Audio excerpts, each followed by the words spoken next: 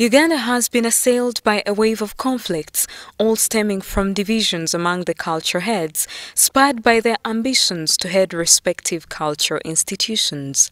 The recent coronation of the Chabazinga of Busoga has become a dividing factor instead of a uniting factor, even as the loss of over 90 people in the Rwenzururu conflicts is still fresh in the minds of Ugandans. To Professor Mwambustya, the Cultural Secretary of Banyankole Cultural Foundation, culture institutions have become a double-edged sword, dividing and destroying instead of uniting, as is their purpose. Culture is there to serve man, not man to serve culture.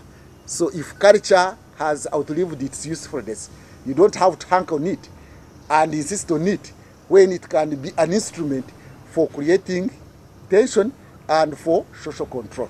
Those who are fighting for the restoration, it's a small group, very small compared with those who are fighting against it. There is a time we took some census, if I may call it so, and through a research, and we found that about 78% of Banyankole that were interviewed or were saying they don't want that thing again. The Banyankole Cultural Institutions now urges Ankole to learn from recent history and refrain from making the same mistakes. They warn the small faction pushing for kingship in Ankole to cease lest they destroy the peace in the region. Not for creating a structure whose leadership will have to be led only by a certain group and not inclusive of the rest of society. So as to what we shall do, I think Banyankole currently are tension free, and so therefore the status quo should remain. Really, we are advocating for the status quo to remain. Dr. Godfrey Asimwe, the General Secretary, stresses that culture can be preserved even without kingship in Ankole. Can have culture without the monarchy. So this tendency to relate, and China or Russia, they are not monarchies, they are superpowers, and they have very good culture.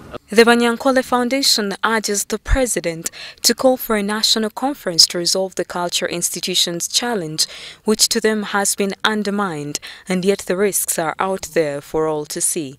We are saying that structural exclusion of the majority of the population from the monarchy is not acceptable.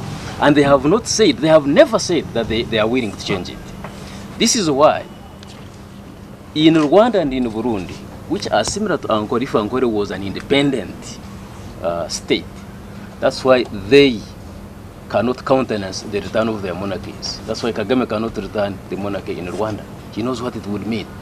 The people in Burundi cannot return the monarchy in Burundi because it would create an explosion. Ankole is a bit lucky because it is part of a bigger Uganda. They urge the Banyankole to shun any efforts aimed at restoring a socially divisive and non-inclusive Obugabe, which would be disregarding the wishes of majority